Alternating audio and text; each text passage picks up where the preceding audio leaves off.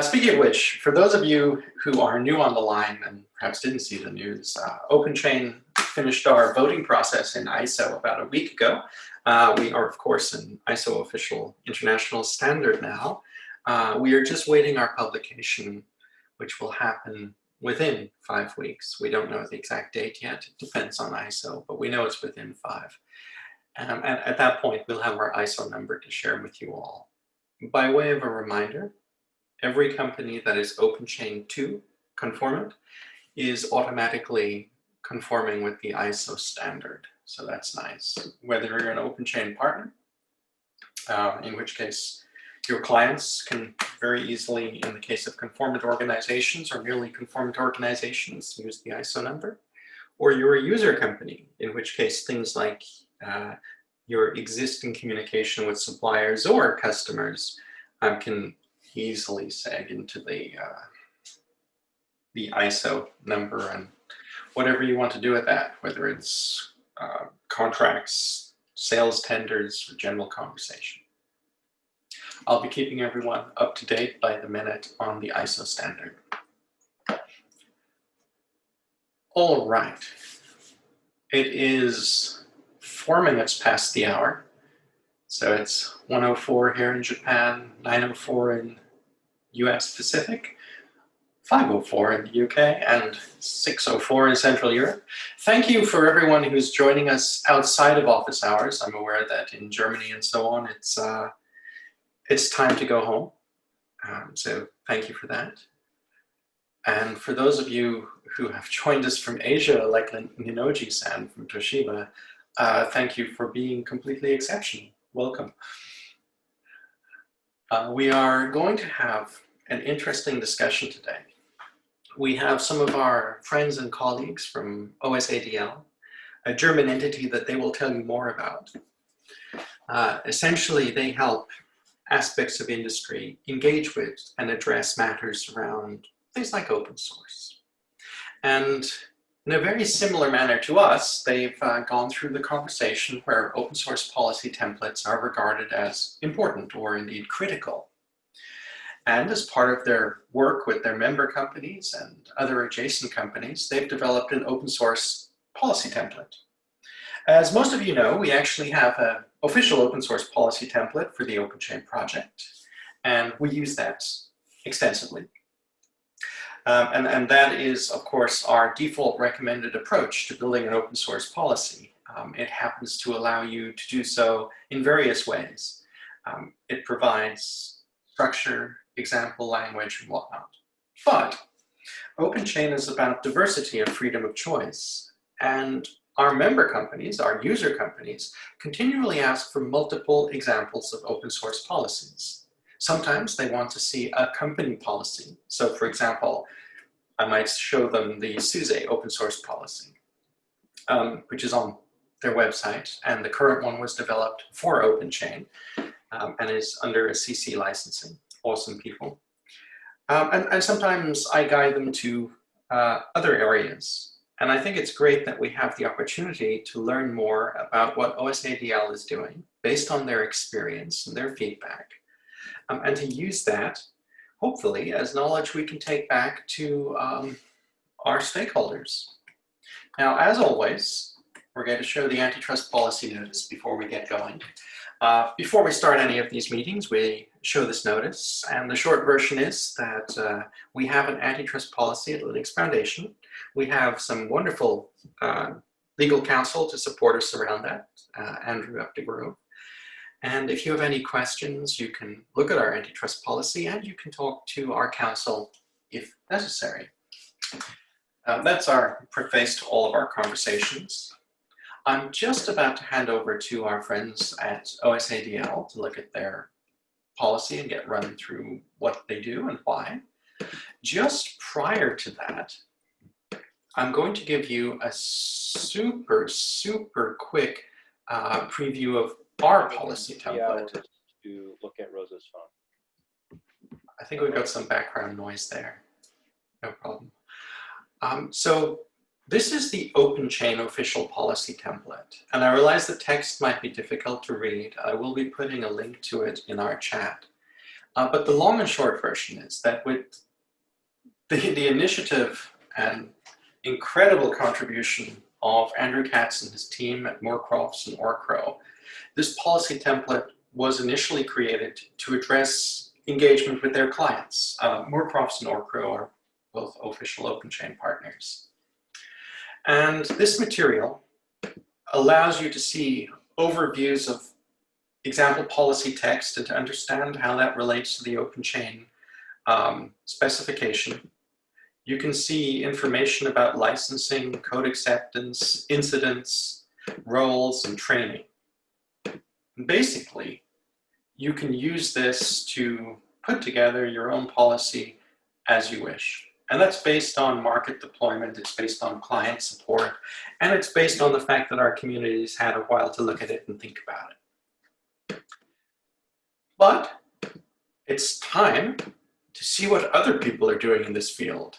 And on that note, I'm going to hand over to our good friend Carsten at OSADL to talk about their policy template, how they built it, why it works, and how you can access this information. OSADL friends, would you like me to hand over screen sharing to you? Yes, please. Okay. I have now canceled my screen sharing. You should be able to screen share from the bottom of your screen.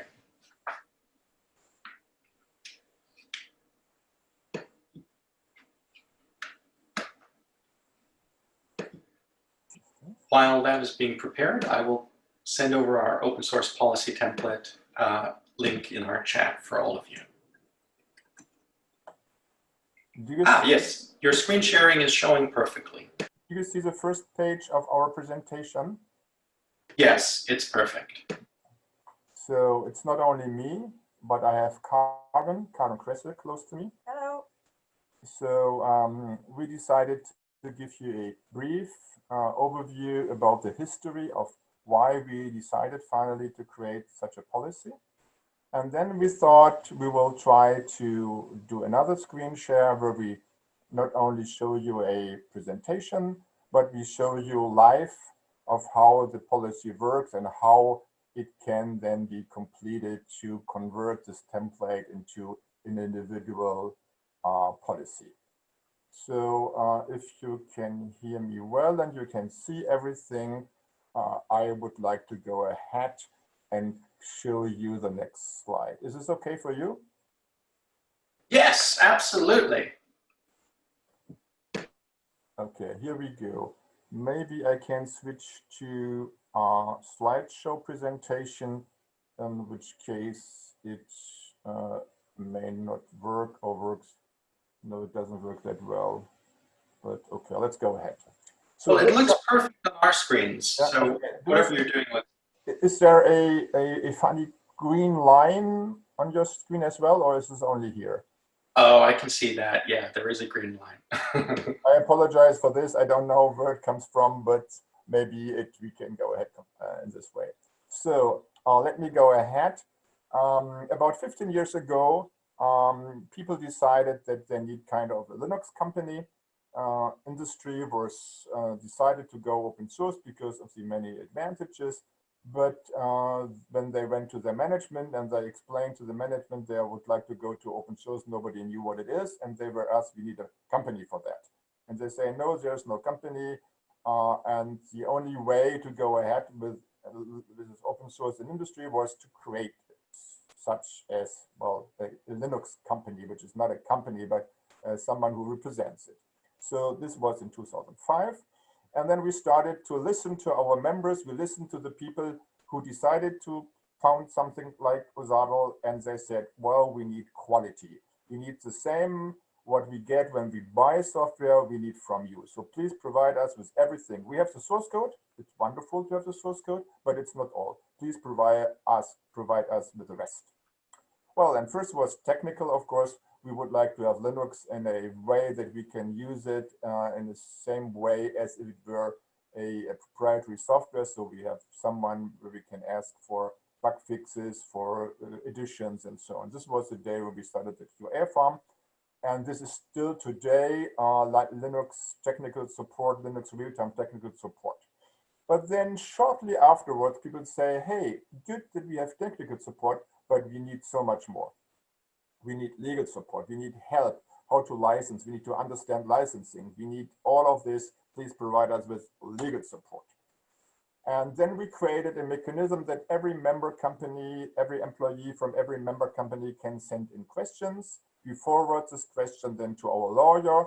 Our lawyer would then answer the question. We would pay the lawyer based on our community fee. And then in case this is interesting answer to everybody, we put this on the internet where we have about 100 FAQ from every day's practice of using open source.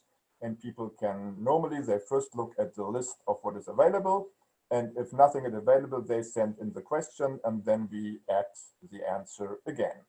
But some of these questions were a little bit difficult to answer in a short FAQ. This required a lot more work. And then we decide from time to time to create a legal assessment. For example, on redistribution or on particular aspects of how a certain licensing, for example, LGPL works. We have about 10 of those legal assessments. They are between 30 and 150 pages. So it's a lot more to read, but this is because the questions are more complex. And then people say, hey, that's very good, but we would like to show to our customers that we did it right. Is there a way that you can create a certificate, and with the certificate we can then prove our customers and everybody who asked, and then we created our first certificate, the LCA, which is particularly on Linux kernel and on LGPL licensing. And of course, it is not the entire root file system, but it is the most important and the most difficult license, GPL and LGPL. And people normally, they learn a lot. So when a lawyer and a software specialist go for an entire day into the company and they check everything, they do a rebuild, they check all the documents, they also check the company documents. And so people say, normally they don't say, hey, now we need to certify the rest of it, but they say, okay, we learned so much, thank you. Now that we know how to do GPL and LGPL right, we can do right the rest. And then it turned out that people say, well, now we learned that we have so many other licenses, please help us to fulfill license obligations. And then we started to create our checklists. We have about 65 licenses included in a dynamic online form where you can define your use case and you can define the conditions of your redistribution, and then it will tell you what license obligations are to be fulfilled. It lets you print out a list of it, which you can then directly forward to your QA department. And then the QA department, whenever a new product is to be released, and they check the checklist and they return the product to the development department if any of these obligations are not correctly fulfilled. And then people said to us, okay, now we have all these little bits and pieces in place. We have legal FAQ and assessments and LCA and checklists. And what couldn't you help us to create a support to integrate this in a company? Who is going to do the LCA? Who is going to use the checklist? Who is going to look for the legal assessments? Who is responsible for what? We need something there where all these bits and pieces are put all together. Well, and then we said, okay, this looks like you need help for a policy template. And then we created the policy template. And while doing it, we found that this policy template is kind of an umbrella that takes everything into consideration, where a part of it includes aspects from the FAQ, part of it includes aspects from the checklist. And so now I think we have reached a certain endpoint. I don't think that we will create a lot more of these separate projects. We would like in the future to integrate everything into this set of tools, and we will then try to put everything under the umbrella of the policy template. So this was a quick overview about the first 15 years of OSADL. We have about 100 member companies, and we are particularly listening to our members. So we have many events of all kinds where people can tell us what they want us to do. We are a registered cooperative, so we are also kind of a non-profit company, and companies pay us a certain membership fee, and we turn this membership fee into services. Only do services that are needed by the majority of our members. We don't do individual, normally we don't provide individual support. So this was the history of the policy template, and if you agree, we would like to switch to the next presentation, where Karin gives you a quick overview about what the policy template is, or alternatively, if you have any questions in between, of course, you are welcome to ask them. Yeah, feel free to interrupt us at any time. Yeah. So, I mean, as you know, from OpenChain, that the most important part about why a policy is needed is to create processes within a company, because if there's no defined processes how to handle anything really, and open source included, then it usually ends in chaos and nothing happens, or only parts happen. And of course, when we created the open source policy template, we integrated the OpenChain specifications as well, and using those processes, but trying to provide a document which is very specific, in particular also for our member companies, which are from automation industry, a lot of embedded systems. So those particular needs have gone into this policy template as well. And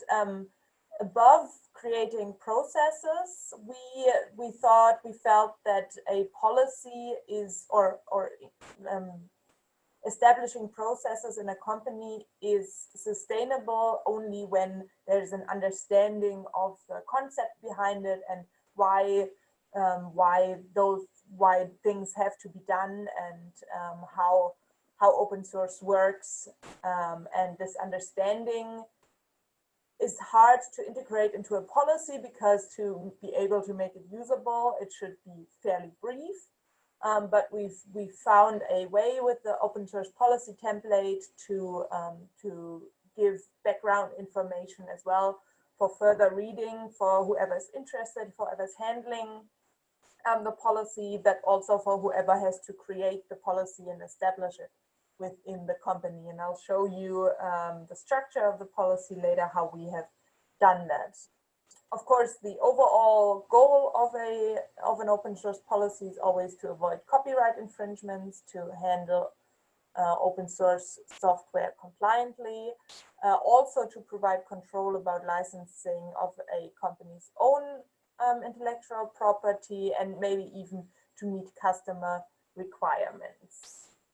And as I said before, to do that, to create such a policy, a certain understanding of the base principles has to be there, and the policy itself, however, should be as brief and as specific as possible to make it usable in everyday's work.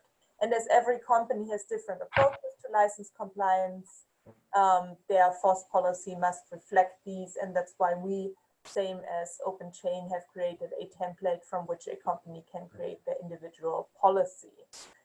And we've decided to structure it in the following way. We have several chapters with different topics, on different aspects of license compliance.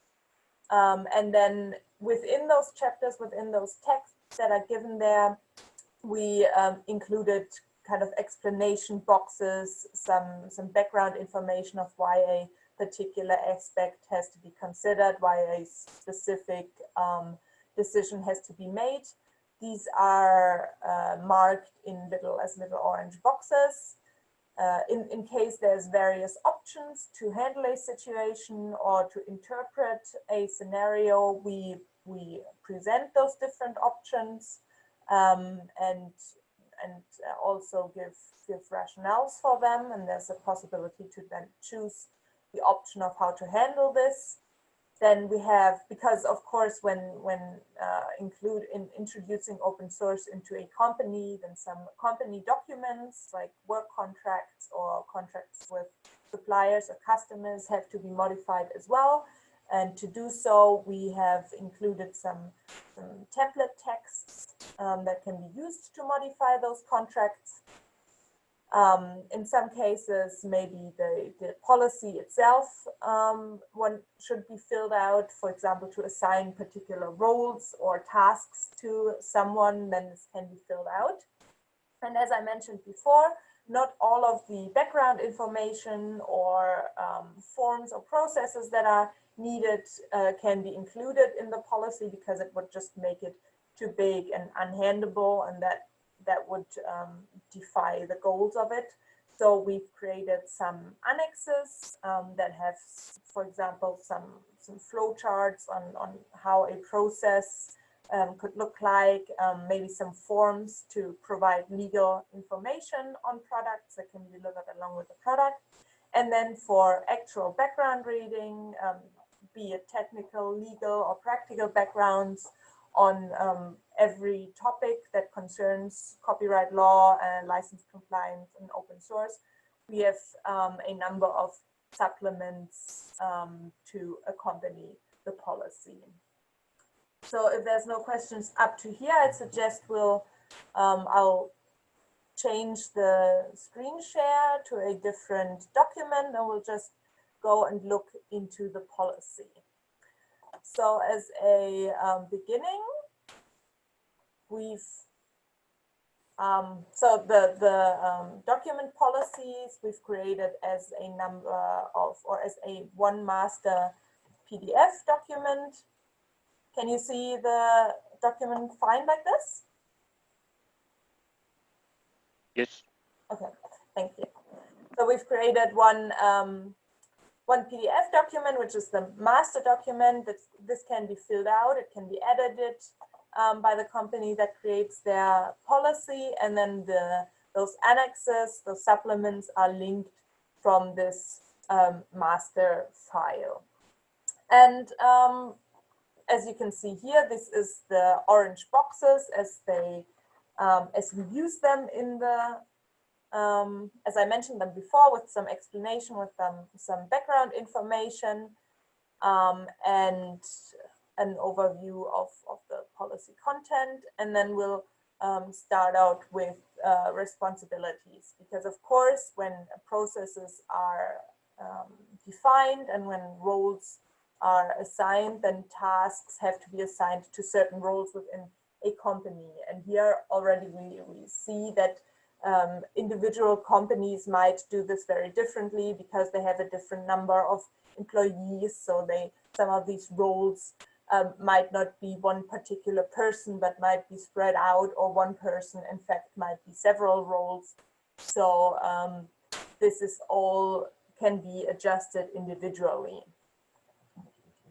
Can you read can you read the writing at all, or is it?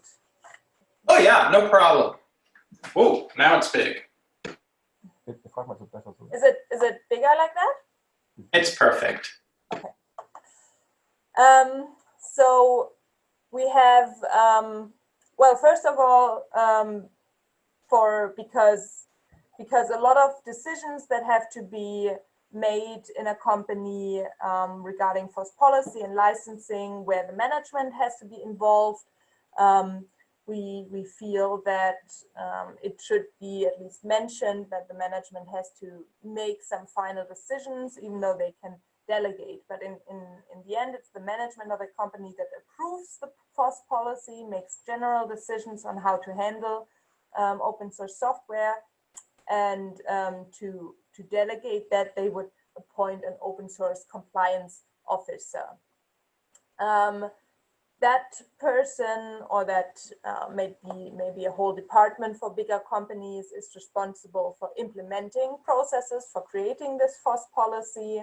They organize training, and they're more or less the first contact externally and internally for any questions that arise concerning open source. such an open source policy or compliance officer can be assigned directly within the policy, or of course in some external documents or wherever a company handles those things. And here we see how these options are presented in the policy as italic options, and then these fields can be filled out. Of course, there's other roles involved as well in the in a FOSS policy, as for example, a project leads who decides what software to use. They create a bill of material, and they are involved in what licenses are acceptable for a particular software. And most all the roles are mentioned here and described in this FOSS policy. The legal department, which can be internal or external depending on the company. Their main responsibility is reviewing license checklists, interpreting licensing, and of course adapting legal documents. Software developers test software. They're mainly the first point where software enters the company. So their training, their knowledge about open source software and how to handle it should be established in trainings and workshops. They're also the ones who introduce software into internal repositories, so they need to know the responsibility that goes with that of handling third-party software. Also, of course, they would be involved in scanning, collecting information that has to be delivered along with products.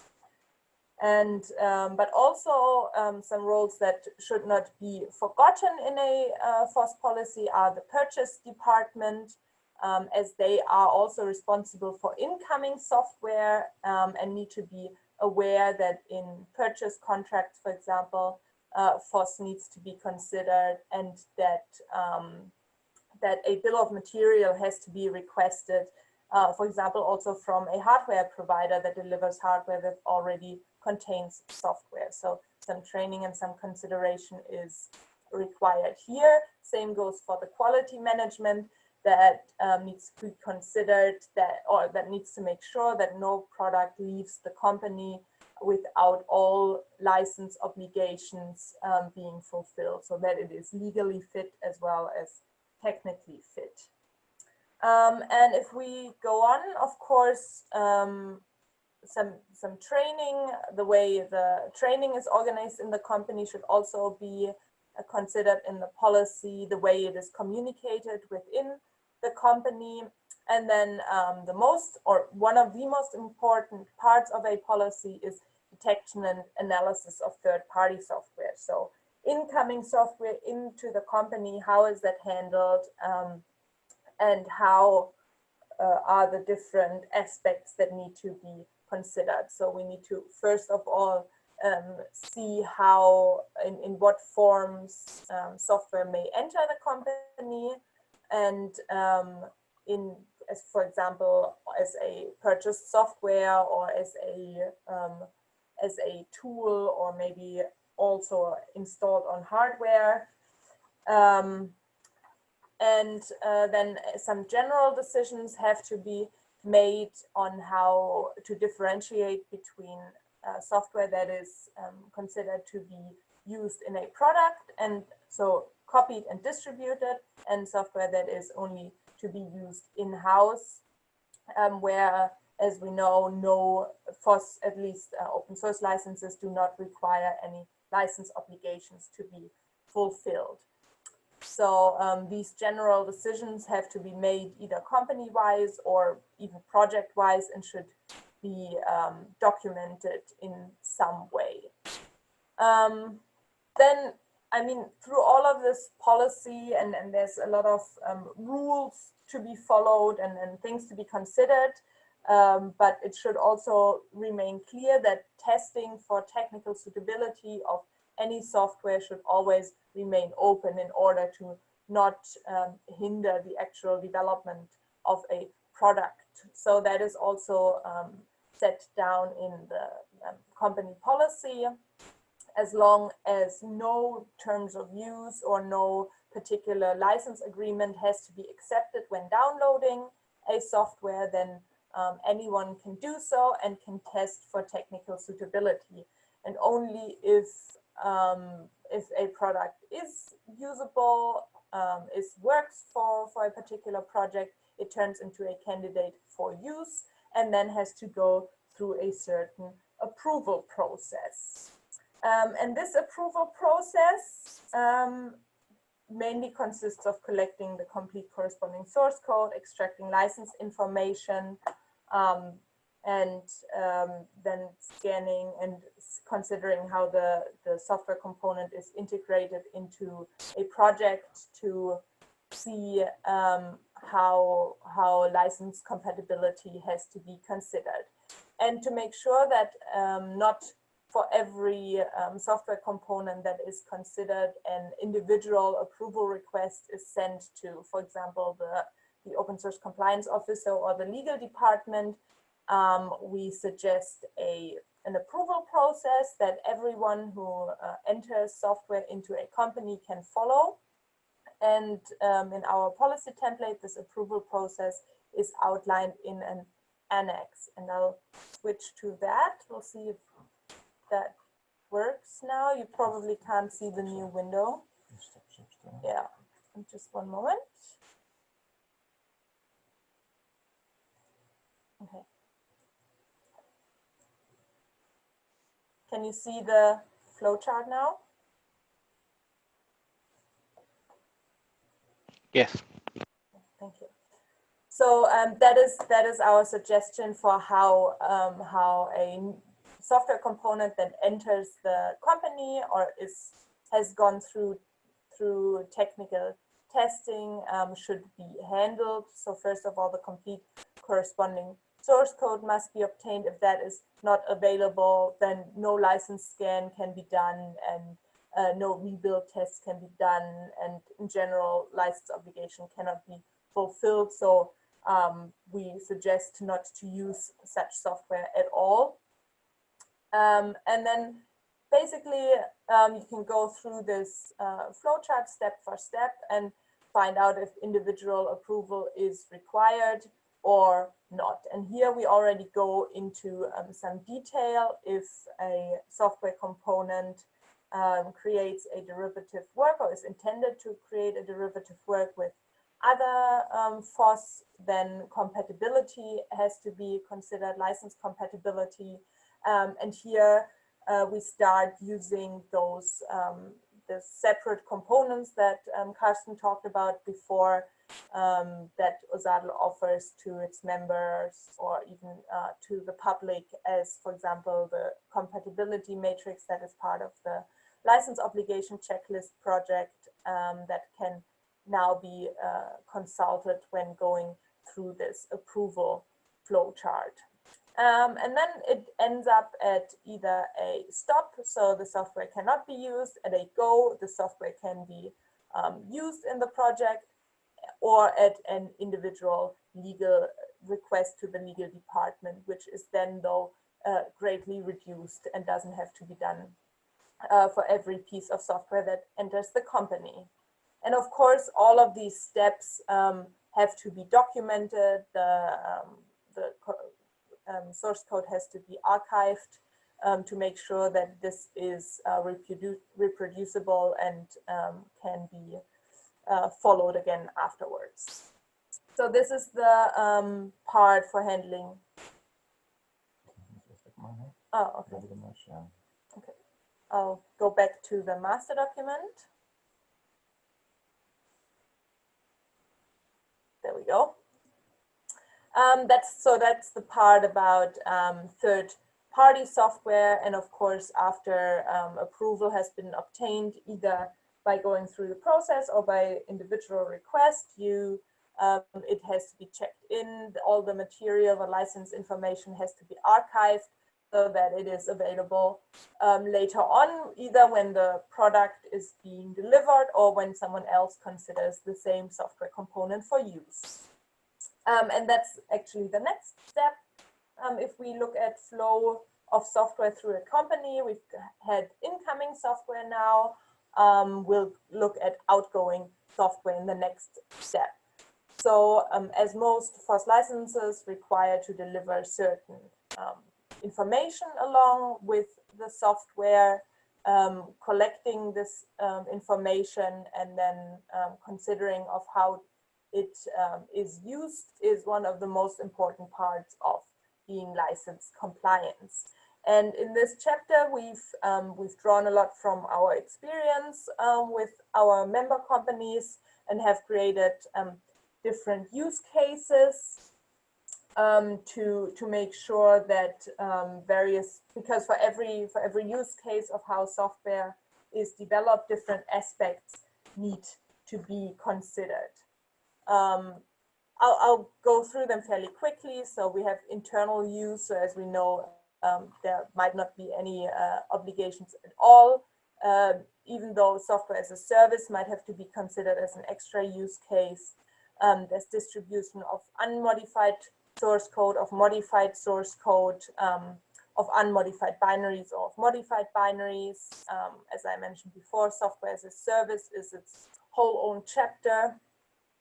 Distribution of a Linux kernel in an embedded system. Of course, this is our specialty. That's also what the license compliance audit considers. So we've gone into quite a bit of detail on this particular aspects, also as an example for how this can be done in detail. And all of these use cases then give some instructions and finally point to a lot of the resources that we offer as the license checklists do, and some of the FAQs, some in this case of our legal assessments as well, distribution of an entire Linux distribution, updates, as we've made the experience that updates need to be considered in particular.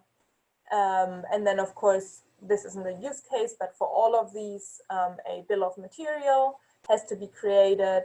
We offer also a form, a template form of what such a bill of material could look like and what information it could contain, how this has to be documented, and also how this license information needs to be updated when, for example, a new version is being used. So just all of the different aspects that need to be considered here.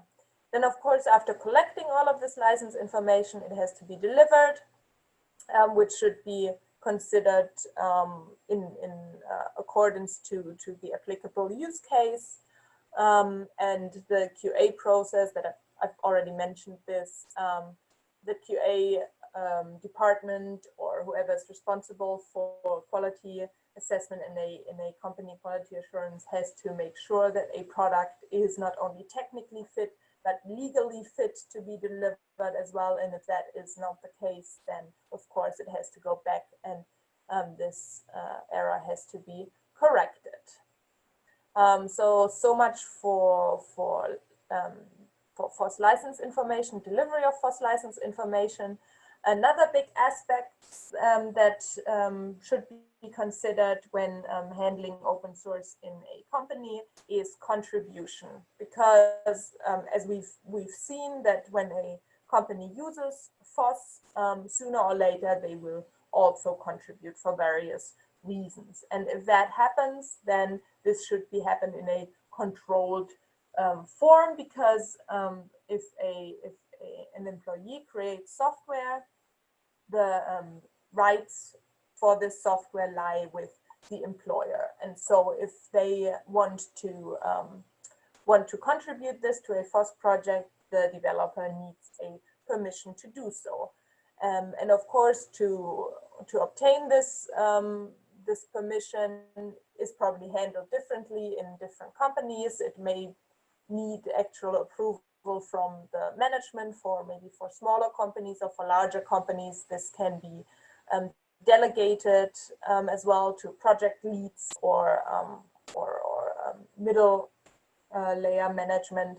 But in general, the general rules always apply, that the contributor should be approved, the FOSS project that is contributed to has to be approved, different aspects should be considered as for example, the license, the software quality, the overall reputation of a project, and if there's any contributor license agreements as well. And then the contribution itself needs to be approved as well, seeing if there's any internal knowledge within that contribution that a company is not willing to contribute, then of course they should take that out. The code quality, because as a contribution reflects on a company's reputation as well, they should make sure that it has a high code quality.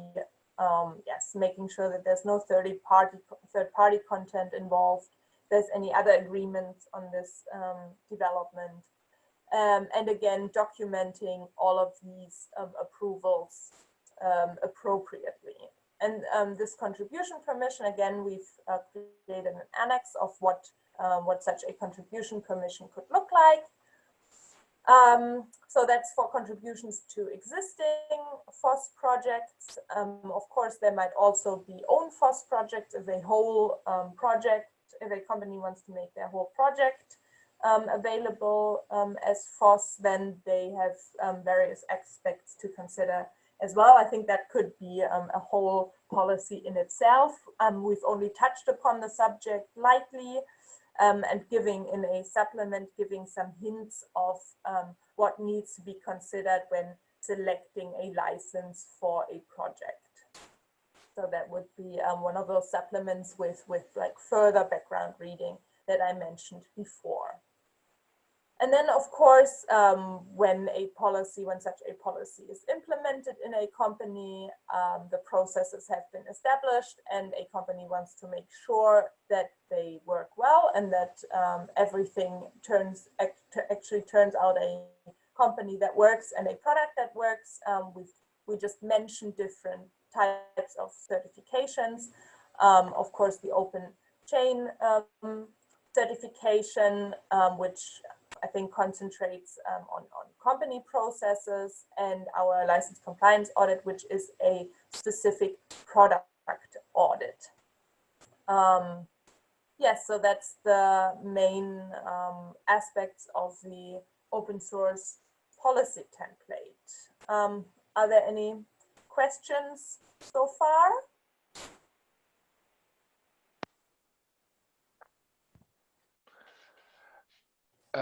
Yeah, I have a question. I was looking actually at the policy template on GitHub, so OSADL /policy Yeah. FOSS policy template, but that one looks different than what you just showed me. I think it's not really up to date. No, it is. It is. It's just on GitHub we have the plain text versions of that. So content is exactly identical, but it is just as text versions and not as PDF. But the content is exactly the same. And if you look up the README of the GitHub policy, we format it in a way that reflects these different layouting that we've used in the PDF version. But so far, we've made the PDF version available on request. But you can send us an email and I'll send you that version as well, happily. Yeah, no, I was looking at because the picture of I think it was, you had a blacklist, whitelist picture that you just showed us. And I was trying to find that one. Oh, okay. So because I had a question about it, but you moved over, so I thought I'd look into GitHub, quickly see if I could find it. I'm sorry. Yeah. So in the approval process, there's a step that says check blacklist and check whitelist. But that's just a suggestion. So we've not actually created a blacklist or a whitelist because that is very individual for a company. But a company might decide, we're always happy for you to use anything that's MIT licensed. So they might put that on the whitelist. Or for whatever reason, they decide not to use not to allow a particular license because, I don't know, it's old and unclear or for whatever reason, and they might put that on a blacklist or do a project-specific blacklist that they say, for this particular project, we do not want to use this particular license. And so we only make this suggestion that a company could do that, but we have not actually filled out a blacklist or whitelist.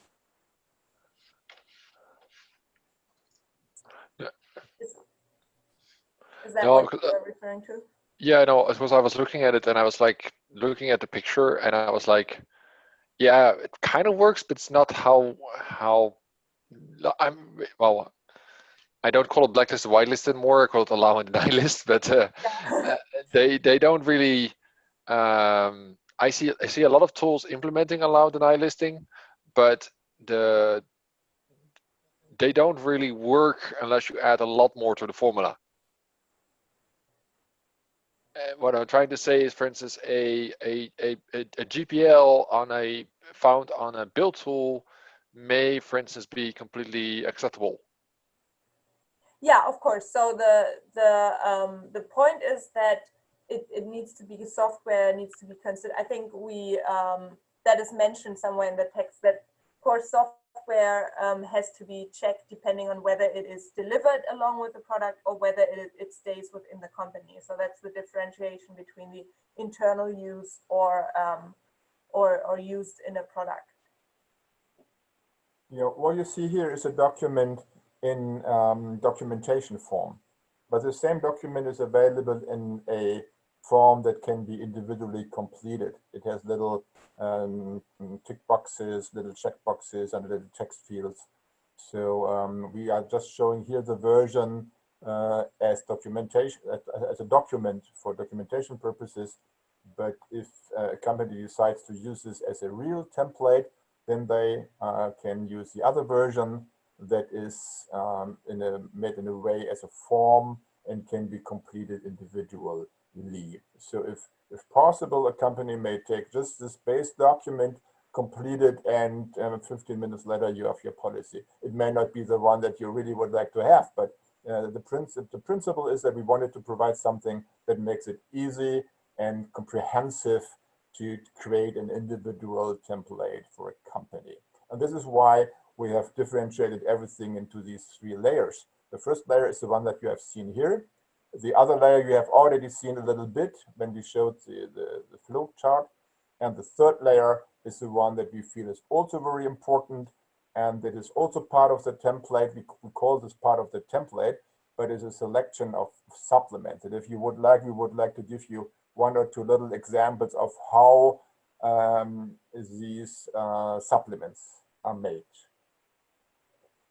So you will find at the end, you will find an overview about the various annexes and supplements. So for example, we have annexes. We already showed you one. So there are a number of annexes.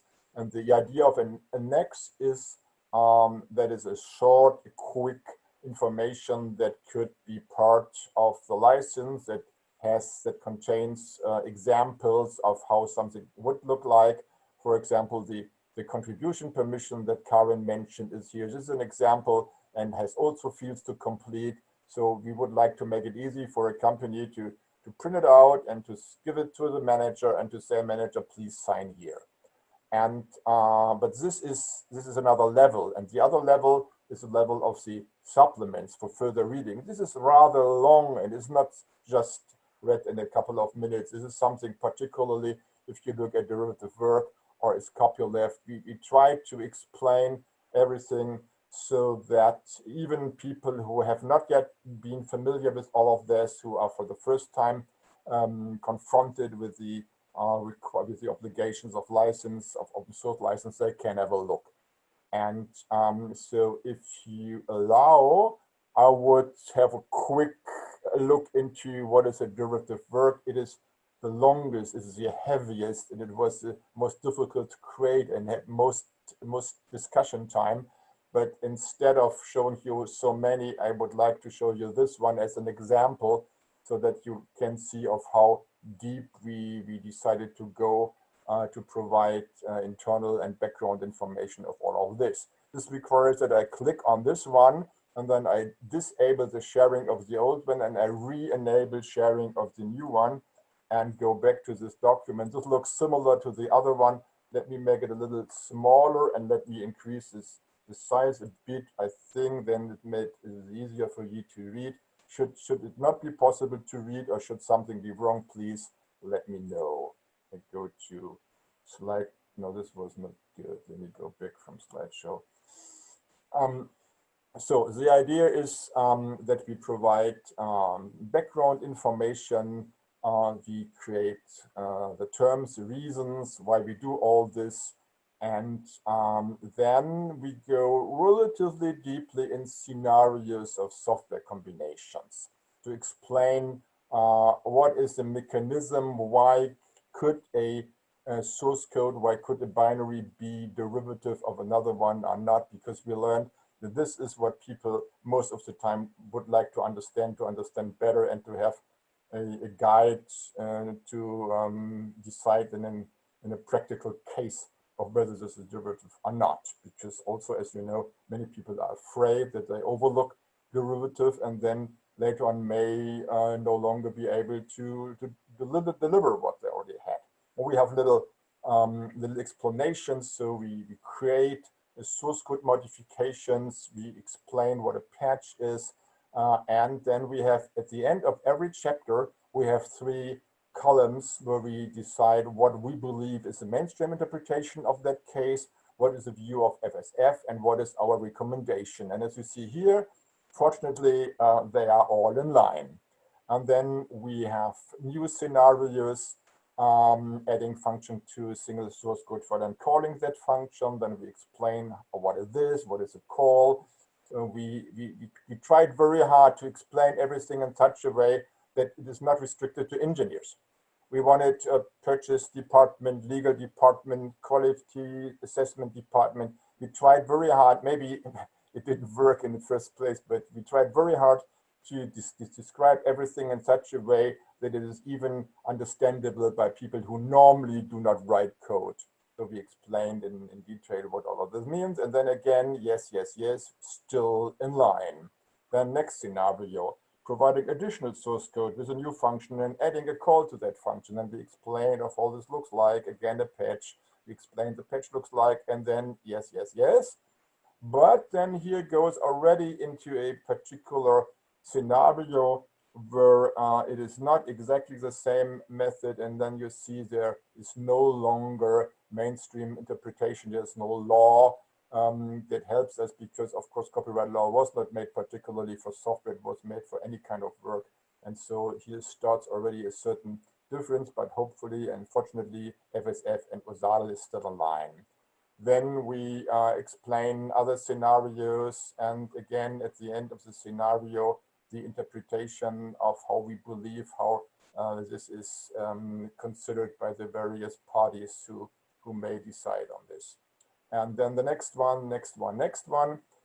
So this is not, I do a quick scroll through it, not in the hope that you can read everything in time, but just to give you an idea of how deeply we went into this subject and how we did this. And here you see there's still somewhat in line, but not completely. And here's another one, but you see most of the time we are in line, except that OSADL is more decided to give you a recommendation, while the other parties may then at a certain time say, no, we don't know. And at the end, we have also a large section on circumvention, because we rely on technical ways of how software is connected to each other. And of course, it is a primary connection. We call this all the time the primary connection. If people go to modify this connection in the hope that they may circumvent, for example, copyleft, then we make very clear what we meant and why are the pros and the cons, why we believe that you have always to look at the primary connection and not at the modified connection. This is then the conclusion recommended by OSADL, where we call all the various, where we try to conclude on all this thing. And as you see here, it is already a 15 pages document, and many other of these documents are of same size and same comprehensiveness. But of course, we didn't want to put all of this in the master document, because we would certainly scare away people immediately. So this is why this is a little trick. We have the first 15 pages, the master document. People may say, okay, that's short, I can quickly read it. And if they need, they can then dive deeper and go to the annexes and to the supplements.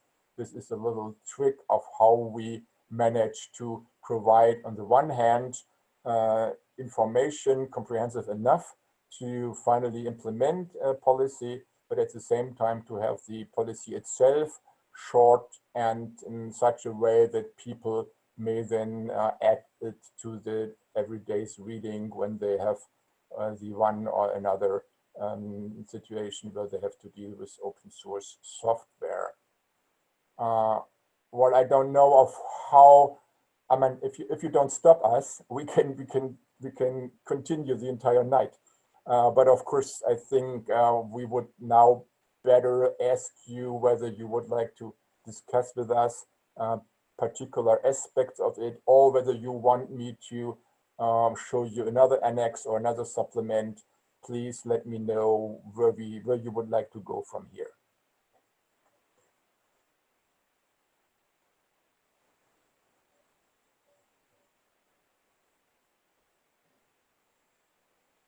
So if one wants to get a copy of all of EPDS, you're just sending an email to info@osadl.org, right? Yeah, exactly. We'll send you. Yeah, let me quickly stress this point. You know, we always, in the same with our checklist, it could be considered kind of an individual legal advice. And particularly here in Germany, but there are other places in the world where a non-lawyer may not give an individual legal advice, only a general or an academic advice, if you want. So we are an open source company, and we are, of course, we make most of it available under an open source license, and we would like also to have this at least half of our services made available to the rest of the world.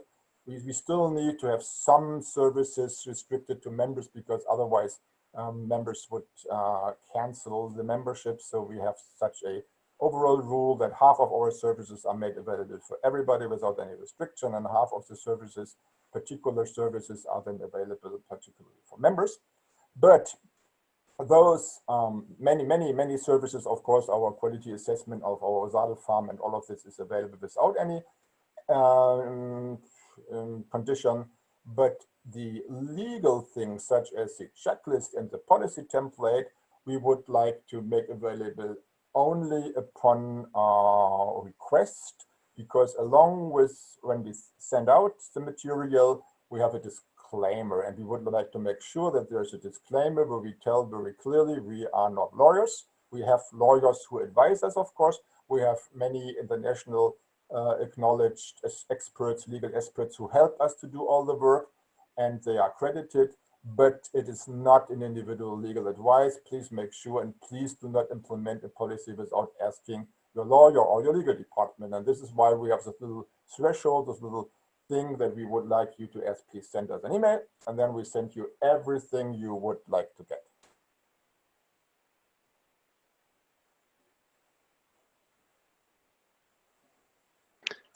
I also have a question. Thank you for this presentation. It's a very comprehensive template. So thank you for that. And as now the ISO is there, and I think so as a typical company would have then also ISO audits, ISO specification, and potentially also, well, if you acquire a new company and the new company would state, okay, we're ISO conformant, and we have such a, for example, such a policy based on this template, could we then easily do a cross-check what is already covered by via the OpenChain or ISO standards, so that we could really check, okay, this is, if you're already ISO conformant, then you cover already those spaces, parts. And what is the delta then in case of our company that you still additionally have to fulfill to cover our requirements from our company? Because here this is some use cases. I like the use cases, yeah, so that we say, yeah, additionally to ISO, we have this specific, I don't know, this and that use case, but as you are already ISO, you already cover that, but please additionally have a look at this. Is there an easy way to make such a delta? Well, we could do so, but I should mention that there's no competition between going ISO, going OpenChain, and using our template. You go ISO to adhere to the standard, to show other companies that you are standardized and everything. But we provide this as a practical work. It is something where you just go ahead, you use it, and you integrate it. And it is not to show others. We have the LCA and we have other things where you show this to others, but this is not to be kind of a way where you prove others that what you did. This is something that really is intended to help with everyday practice so that people can just look, sit down, take the template, and we tried very hard. We had many brainstormings, and we tried very hard to cover everything that is imaginable. And we have already received some feedback information. It is now version 1.1. We plan until the end of the year to release 1.2, where we'll have then some of the feedbacks that we received integrated. But I think you can very easily do both. Go ISO and go the standard way. I mean, some of these things are also covered by ISO 9001. And so it is not a competition, it is one layer below, I would say. So I think that people would start with this template, with the open source policy template from OSADL, and try to understand, get the background information, include all the external and internal advisors and what you need. And once you have this, you call the ISO people, and then they come and say, hey, wonderful, you feel that everything is already well done, so here's the stamp, here's the standard. Or they may find something because they may not have interpreted everything correctly. So it is not something that competes with it, but it is the base work required to get ISO, I would say. But if you want, we could have, one day we could sit down and make a little note at the margin of every page and to say to what ISO section this relates. This could be done. I think like comparing with part of a policy or standard a particular company adheres to compared to another one is difficult because many of these aspects are very individual depending on what a company does and what use cases apply to them. So I would imagine that actually making a general delta would be difficult, but very individual.